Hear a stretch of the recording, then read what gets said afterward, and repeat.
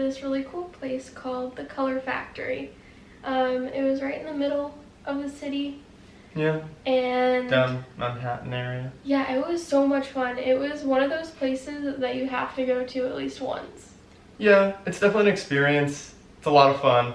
But the whole concept was there's 16 different rooms, and each of the rooms are created by a different artist from the city that it's in. So since we were in New York City, all the artists were from New York City. Yep, and it was really cool to see the layouts. It's also a lot bigger inside than you would think, because when you walk inside, it's just this really small room, but it's like a massive warehouse inside this building. It was really cool to see. And we got a lot of food while we were in there. Yeah. That came with your ticket, and a lot of cool different pictures and stuff. It was a fun time. Yeah. So enjoy. Yeah, we're gonna take you on a tour of that right now. So. Later!